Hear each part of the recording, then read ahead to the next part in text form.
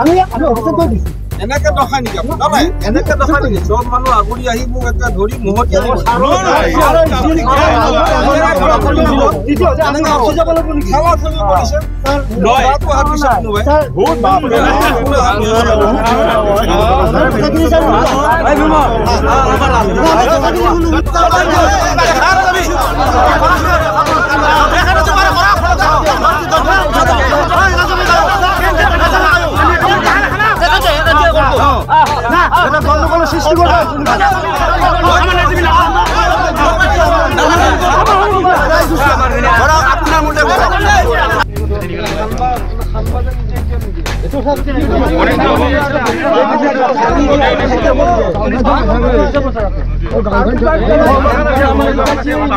বাবু সেৱা কৰছো সেৱা কৰিব নালাগে আপুনি মই আপোনাক সেৱা কৰিব লাগে নহয় স্যাৰ আমাৰ এটা অনুৰোধ আপুনি মানে যাতে ইয়াত খান্দিব নিদিয়ে কাৰণ আমি ভুক্তভোগী ৰাইজ শুনিলো এই অঞ্চলত আপুনি মাটি কাটিব নিদিও বুলি ক'ব নোৱাৰে নাই আমি নোৱাৰো ক'ব কেৱল আমি অনুৰোধ কৰিছো আমাৰ ক্ষতি আমাৰ যাতে ক্ষতি নহয় ক্ষতি হয় আমাৰ ক্ষতি হ'ব তো আমি বাঞ্ছা নকৰো ৰাইজৰ ক্ষতি হ'ব ভালকে চাইলম ধুনীয়াকৈ হয় হয় বহুদিনৰ পৰা এইটো এটা উত্তেজনাপূৰ্ণ পৰিৱেশ এটা চলি আছিলে আৰু এই সকলোবিলাক ৰাজনৈতিক উদ্দেশ্যপ্ৰণোদিত আৰু পইচা উপাৰ্জনৰ ৰাজনৈতিক ক্ষমতা ব্যৱহাৰ কৰি পইচা উপাৰ্জনৰ কাৰণে এইটো এটা তৰিকা ৰাইজক অন্ধকাৰত ৰাখি এই ধৰণৰ কাম কাজবিলাক কৰাটো কেতিয়াও উচিত নহয় প্ৰথম কথা হ'ল 86 চনতে যি স্পাৰ নিৰ্মাণ হ'ল তাৰ পিছত ব্ৰহ্মপুত্ৰই উৰুৱাই লৈ যোৱা এই গোটেই ভূখণ্ড পুনৰ নতুনকৈ প্ৰতিষ্ঠা হ'ল আৰু আজি প্ৰায় 25-30 বছৰৰ পৰা এই অঞ্চলৰ প্ৰায় 2000 পৰিয়ালে এই পথাৰখনত খেতি বাতি কৰে অকল নিজক পোহপাল দিয়াই নহয় আমাৰ দক্ষিণ কামৰূপৰ নামো উজ্বলাইছে ইয়াৰ মালভোগ কল ইয়াৰ বগৰী ইয়াৰ বিভিন্ন ধৰণৰ খেতি বাতিয়ে দক্ষিণ কামৰূপৰ নামো উজ্বলাইছে তাৰ তেনেকুৱা এটা ক্ষেত্ৰত পুনৰ যিটো সুতিৰে এই খহনীয়া আৰম্ভ হৈছিল সেই সুতিটোৰ মুখখন প্ৰাকৃতিকভাৱে বন্ধ হোৱাৰ উপক্ৰম হৈছে কাৰণ জলসম্পদ বিভাগে ইয়াতে কেইবা কোটি টকা খৰচ কৰি পাৰ্কুপান পেলাইছে তাত নদীৰ সুতি সেইফালে গৈ ইয়াৰ ওপৰত বালি পেলাইছে আকৌ শুনিছোঁ তেখেতসকলে ইয়াৰ ওপৰত পাৰ্কুপাইন পেলাব আৰু এই সুতিটো যদি বন্ধ কৰিব পাৰে প্ৰায় 5000-6000 মানে বিঘা ভূমি খেতিৰ কাৰণে উপযোগী হ'ব তেনেকুৱা এটা ক্ষেত্ৰত এই নদীটোৰ মুখতে এই সুতিটোৰ মুখতে আকৌ তেওঁলোকে মাটি খান্দি ৰাতিৰ ভিতৰত ৰাইজে গম নোপোৱাকৈ ইয়াৰ পৰা মাটি উঠাই নি যিটো ব্যৱস্থা কৰিছে এইটো ৰাইজে প্ৰতিবাদ কৰিছে আটাইতকৈ আচৰিত কথা হ'ল যে মাটি খান্দি নিবৰ কাৰণে যিটো মাইনিঙে পাৰ্মিশ্যন দিয়ে মাইনিঙৰ পাৰ্মিশ্যন দিয়াৰ আগতে সাৰ্ভে হ'ব লাগে 4টা ডিপাৰ্টমেণ্টৰ ৰেভিনিউ জলসম্পদ তেওঁলোক মাইনিং ফৰেষ্ট সবৰে এটা যুটীয়া এটা অভিযান হ'ব লাগে তেওঁলোকে এইবিলাক কৰা নাই আগতে অৰ্ডাৰটো উলিয়াই দিছে অৰ্ডাৰটো উলিয়াই দি ৰাইজে যেতিয়া প্ৰতিবাদ কৰিলে ৰাইজক হেয় কৰি তেওঁলোকে ইতিমধ্যে গাৰ বলেৰে কাম কৰিব বিচাৰিছে এতিয়া আমাৰ প্ৰশ্ন হ'ল তেওঁলোকে অভিজ্ঞ ব্যক্তিসকলে এই ধৰণৰ কাম কাজৰ জৰিয়তে আমাৰ অঞ্চলটোৰ শান্তি বিঘ্নিত কৰিছে 2 নম্বৰ কথা কেইজনমানৰ ৰাজনৈতিক ক্ষমতা ব্যৱহাৰ কৰি ইয়াতে ৰাইজক অন্ধকাৰত ৰাখি পইচা উপাৰ্জনৰ ৰাস্তা কৰিছে অন্যায়ভাৱে বেআইনীভাৱে এই ধৰণৰ কথা বতৰাৰ আমি তীব্ৰ বিৰোধী ৰাইজৰ নিমন্ত্ৰণত আজি আমি ইয়াত উপস্থিত হ'লোঁ আৰু আহি যিটো দেখিলোঁ প্ৰথম অৱস্থাত যিটো দেখিলোঁ খুব দুখ লগা যে 4টা বিভাগে পৰ্যবেক্ষণ কৰিব আহিছে ইয়াত এটা বিভাগৰ বিষয়াই যিটো মইমতালি দেখুৱালে ৰাইজক যি ধৰণৰ ব্যৱহাৰ কৰিলে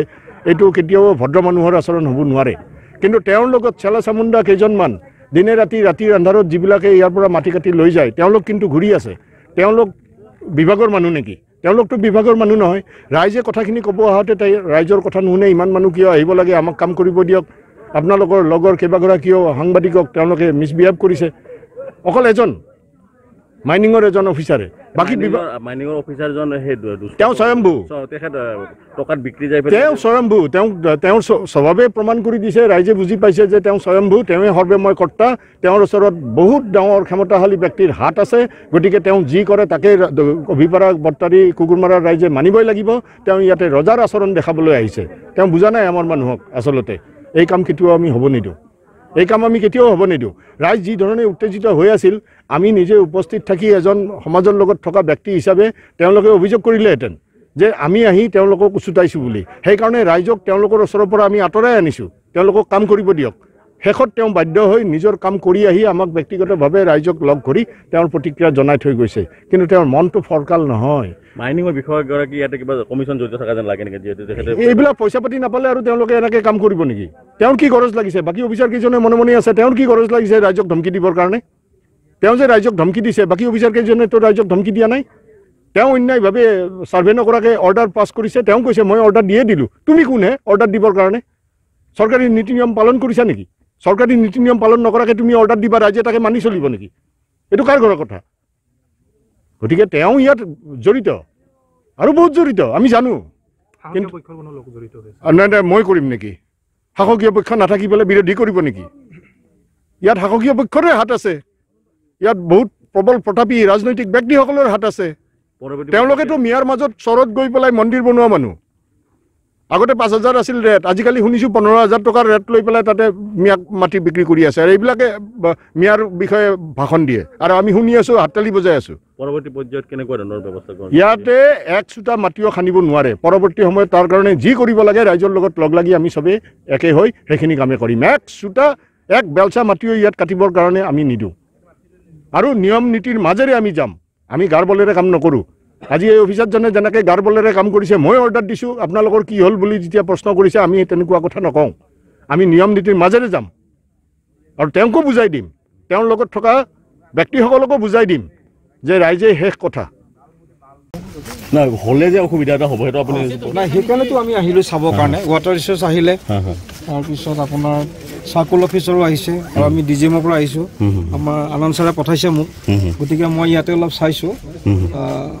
ষ্টেবল হয় নে নন ষ্টেবল হয় আৰু আগৰ খুঁটিটোও চাইছোঁ আৰু ব্ৰহ্মপুত্ৰ আৰু মই এতিয়া ছেটেলাইট ইমেজো ল'ম পুৰা চাইণ্টিফিকেলি চাম চাইণ্টিফিকেলি চাই যিটো মানে ফিজিবল হয় সেইটো পথে মই ৰিপৰ্ট দিম আৰু সেইমতে মানে হ'ব কাৰণে মই ৰিকুৱেষ্ট কৰিম আমাৰ ৰাইজত যিহেতু এটা প্ৰতিবাদ আছে যিহেতু হ'লে বিপদ হ'ব নাই প্ৰতিবাদ আমি চাইছোঁ ন কাৰণ গোটেই ব্ৰহ্মপুত্ৰখনেই মানে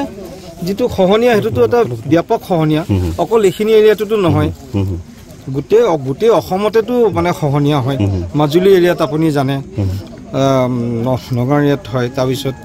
প্ৰায় এলং দা কোৰ্চটো হৈ আছে ইয়াৰ কাৰণে চৰকাৰে জল খহনীয়া ৰোধৰ কাৰণে ব্যৱস্থাও কৰিছে তাৰ ওপৰত যদি ব্যৱস্থা কৰাৰ পিছত যদি বিপৰীতে যদি আৰু খনন কাৰ্য হয় আকৌ বাঢ়িব চৰকাৰেতো ডেফিনেটলি পুৰা ষ্টেপ লৈ আছে পাৰ্কোপাইন বহাইছে স্পাৰ বহাইছে য'ত যেনেকৈ কৰিব লাগে কৰিছে কিন্তু মেজৰটোতো মানে কি আপোনাৰ যিটো পানীৰ যিটো ৱাটাৰ মেনেজমেণ্ট সেইটো ৱাটাৰ মেনেজমেণ্টটো তাৰ লগে লগে এতিয়া ধৰক সোৱণশিৰি এতিয়া লৱাৰ সোৱণশিৰি ডেমো হৈ আছে গতিকে তেনেকুৱা ধৰণৰ ষ্টেপো আহিব আপোনালোকৰ ভেৰিফিকেশ্যনৰ মানে ব্ৰড চেন্সত কৈ আছোঁ আপোনাৰ ভেৰিফিকেশ্যন যদি ৰাইজৰ প্ৰতিবাদ নেওচিও দি দিব this is a very small sight a negligible sight অকল নেগলিজিবল চাইট মানে ইয়াতে অলপ আৰু ভালকৈ চাই পিনে ডিচিশ্যন ল'ম প্ৰাৰম্ভিক পৰ্যায়ত চাই পেলাই আপুনি কি ক'ব বিচাৰিব প্ৰাৰম্ভিক পৰ্যায়ত মানুহে এই খেতি কৰা বুলি কৈছে খেতি কৰিছে এইটো অৱশ্যে ঠিকে আছে এইটো একচুৱেলি নন ষ্টেবল আইলেণ্ড হয়তো তো খেতি চেতি কৰিছে যদি হয় তেতিয়াহ'লে ষ্টেবল কৰিব পৰা যাব পিছলৈ আৰু যদি প্লান্টেশ্যন ব্যৱস্থা বৰ্তমান বন্ধ থাকিব বৰ্তমান যেতিয়ালৈকে আমি ৰিপৰ্ট নিদিওঁ তেতিয়ালৈকে বন্ধ থাকিব water resource department circle office আৰু DGMৰ পৰা আৰু মই মোৰ বিশেষকৈ মই পুৰা চাইণ্টিফিক ইউজ কৰি কিনে যি হয় ৰাইজৰ ফেভাৰত হৈ যাব ৰাইজৰ ফেভাৰত থাকিব হ'ব